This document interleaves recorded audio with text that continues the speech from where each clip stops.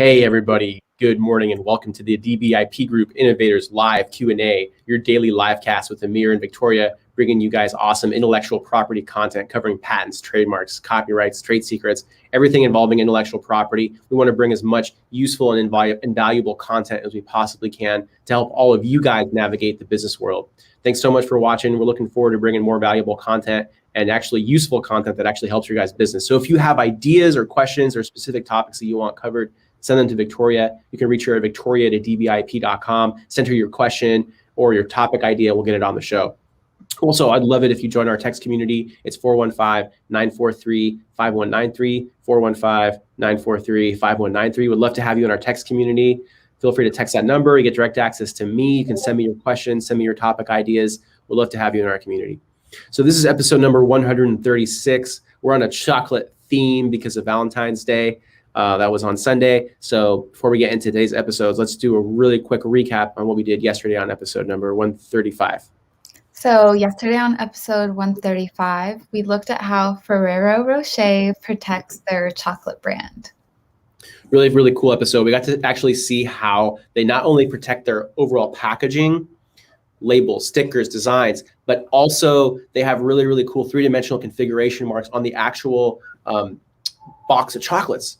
So they're transparent box. It comes with both stacked, layered, and in heart shape. We saw actual trademark applications on the actual three-dimensional configuration of their fully packaged chocolate boxes. And then what's also cool is that they also go granular. So they also have trademarks on their actually individually wrapped gold foil ball chocolates. So really, really cool episode. If you guys are putting out food or pastries, definitely want to check out that episode, check it out, see how they got creative with their trademarks, not just protecting the words, but also design elements. So Victoria, what are we doing today on episode number 136? Today on episode 136, you're answering the question, how does Hershey's protect its chocolate brands?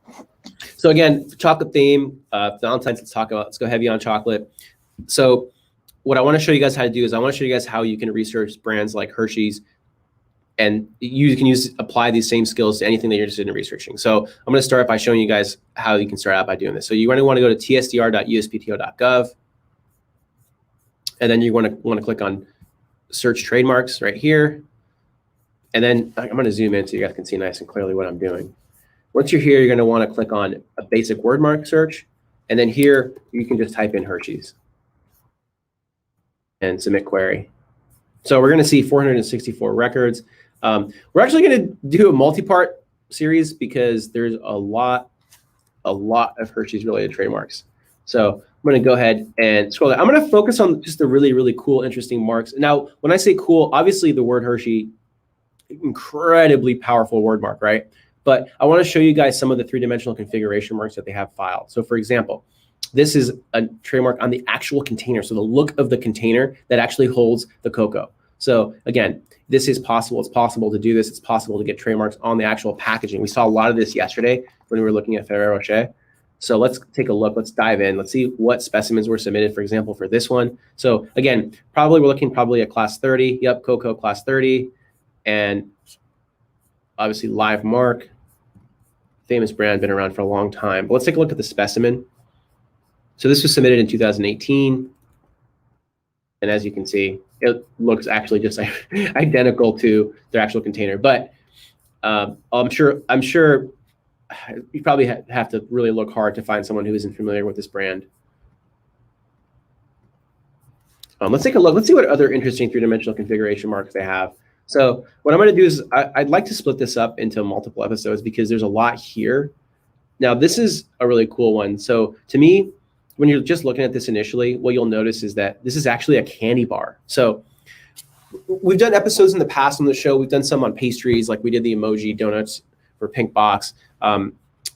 Take a look at this particular mark. So this is really interesting because this is actually a top-down view of a chocolate bar, right? So let me open image in a new tab so you guys can see. I'm going to zoom in right here so you guys can see it nice and clearly, right? So again, trademark filed on the actual look of their chocolate bar. Let's see if we can see a specimen of it.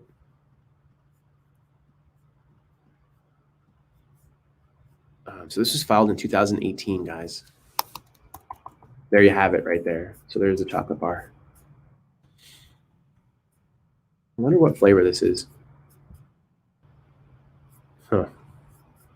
And notice also that they intentionally decided not to claim color as a feature, right? Because they're gonna have all kinds of different flavors: white chocolate, dark chocolate, regular, special. There's gonna be all kinds of flavors. So again, here's a trademark on an actual candy bar. Let's keep going. So again, like I said, you're going to see a lot of marks with the word Hershey's at the beginning, and then subsequent right after that, whatever brand they're using to sell that particular product, right? So for example, Hershey's New York Egg Cream, all these probably are going to fly through. They're 1B filings. So remember, a 1B filing is when you haven't yet started selling, but you want to secure the mark before you start investing in the brand, right? So what you're going to see is that companies, especially as big as Hershey's, they're going to do this a lot, right? Where they actually file just to secure the mark first. And then later, once they actually start using it in commerce, they're going to actually start like Hershey, right? So they're going to start actually filing specimen statements of use to actually secure the brand as a registered mark. So scroll down here. Now, I think what I've shown you here, though, is that, oh, actually, they even own, wow. So Hershey Chocolate and Confectionery Corporation also owns the Hershey Park Camping Resort. So again, really, really powerful brand. As you can see, I think you guys appreciate why we're going to do a multi-part episode on this brand, because there's just so many different, wow, check it out. So this is the Hershey Park Camping Resort.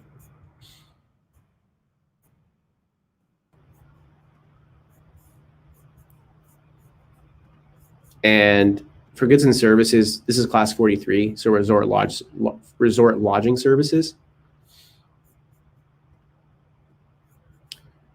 Let's scroll down. Let's see. Hotel Hershey. Let's see if, again, also owned by the Hershey Chocolate and Confectionery Corporation. And this was submitted in 2017. As you can see, here's the Hotel Hershey.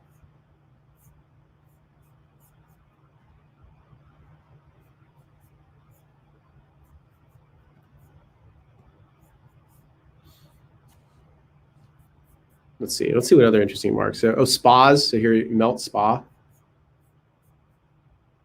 And then also we have a specimen here. So let's check out the specimen that was submitted, because this is already registered. Remember, in order to register a trademark, you actually have to submit proof of use, and that proof of use is called a specimen.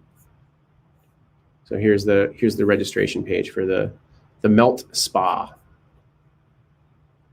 Again, this is a really, really great company to study, because it's just such a big brand that what you're going to see is that they just expand out into all different types of industries that are completely unrelated to chocolate, like hotel, lodging services, spa services.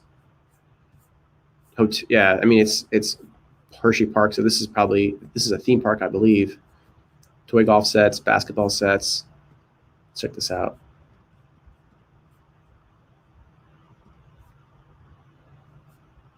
Here we go. Hopefully you guys can see that nice and clearly.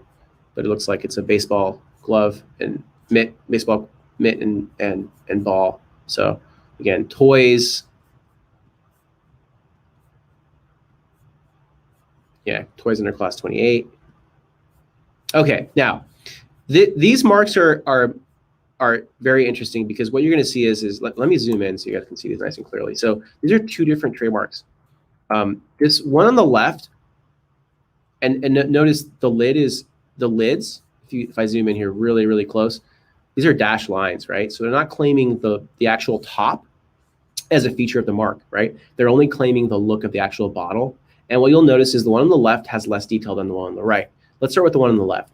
So this just has the iconic, sorry, let me zoom in here. So this is they're actually claiming color as a feature. So the maroon brown. So this is the maroon brown, red, brown, silver, and white. And it's a configuration of product packaging, right? Famous bottle, right? Take a look at it. We can see what specimen they submitted. It's probably going to just be a picture of the bottle, right? So this is it right here. And then another thing that I wanted to point out to you guys is, and I kind of already pointed it out, but they talk about the dashed lines. So the broken lines that show the cap, are not part of the mark, right? So that's always subject to variation. But the actual product packaging, they're saying, is a source identifier. And it's been around, I mean, since, let's see, when did they have first use? So 2015. I would think that they would have been around longer, but maybe this is a variation on the bottle. Let's take a look at this bottle here. Also 2015. Now this bottle itself has more detail. I mean, as you can see.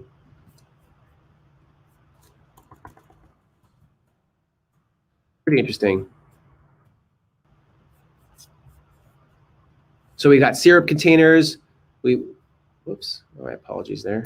We've got syrup containers, we've got toys, hotel, restaurant services, lodges, spa services, whole wide range of various products. Now, let's start taking a look at some of their chocolate bars. So we saw the chocolate bar top down rectangular, but this over here, this is the straight Hershey's logo that appears on a lot of their bars. Let's see what specimens they submitted. And again, remember, this is the maroon brown, as they call it.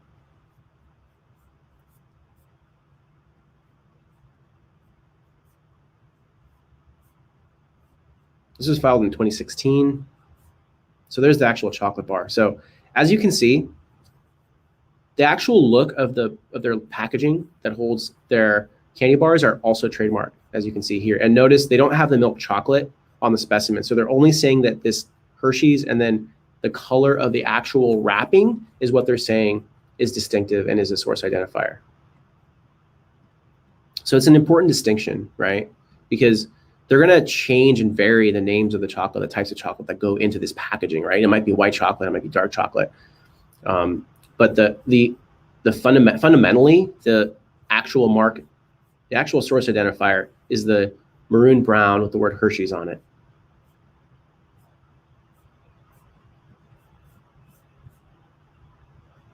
And again, class 30, right? And they have a whole slew of different candy products that they're mentioning here. Sweets, white chocolate, chocolate topping, chocolate truffles, cocoa mixes, right? So, and then this mark here, this is where they don't claim color as a feature. So this is just straight black and white. So it's just the stylized lettering of the word Hershey's. And again, we're probably going to see a very similar specimen, if not identical. Let's see. Oh, okay. So it's not identical. It's a little different. But there you have it. So there's a Hershey's chocolate bar on the rack, right? So, all right. What I'm going to do is I'm going to call it a show, an episode right now. Again, 400 plus marks, but I want to break it up because there's some really fascinating marks that are coming up, and we can look at those tomorrow. Possibly, we might even go into Friday just because, or today's Thursday, so we might even go into next week. But again, Hershey's great example, packaging, chocolates, the actual chocolate bars, and then a whole slew of different services like hotels, lodging, spa services. Really powerful brand. So let's check out, we're going to spend another day on Hershey's and see how they use and how they go about using trademark law to protect their brand. So if you guys have questions, want us to cover specific topics, send them to Victoria, email her, victoria@adibiip.com. We love to get feedback. We're trying to create useful content that actually helps you guys in your businesses. So if there's any ideas that you guys have to make and improve the quality of content that we deliver, please let us know. Also, we'd love to have you in our text community. Text 415-943-5193. 415-943-5193. Look forward to seeing you guys tomorrow. Thanks so much for watching. This is episode number 136, and I'm looking forward to seeing you guys tomorrow for episode number 137.